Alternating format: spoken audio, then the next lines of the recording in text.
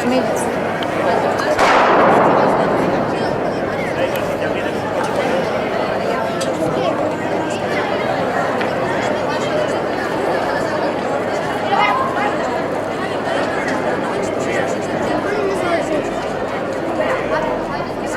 Resultados del 600 cadete femenino. Primera Andrea García Gutiérrez, Gijón Atletismo 1:39.54.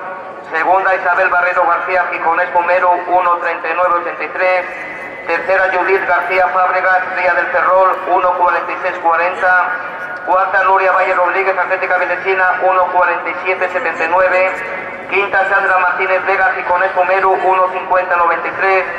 Sexta Naís Souto González, Gijón Atletismo 1:51.27. Séptima Silvia Marzo Romero, Gijón Espumero 1:53.77. Octava Alba Martínez Vega, Gijón Espumero 1:55.53. Novena Belén Alonso Cadaviejo, Gijón Espumero 2:00.82. Décima Lucía Fernández Gutiérrez del Oviedo Atletismo 2:10.55.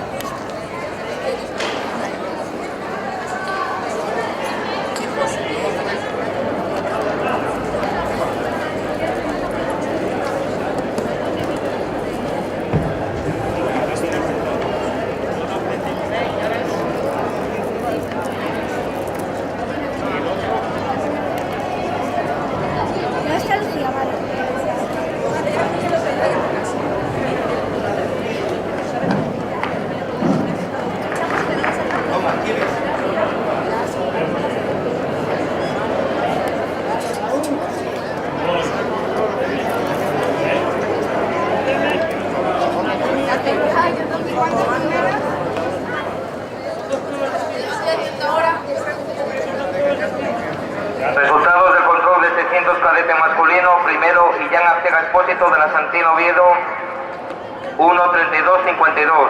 Segundo Nicolás Cueto Corral, Gijón Atletismo 1:33.57.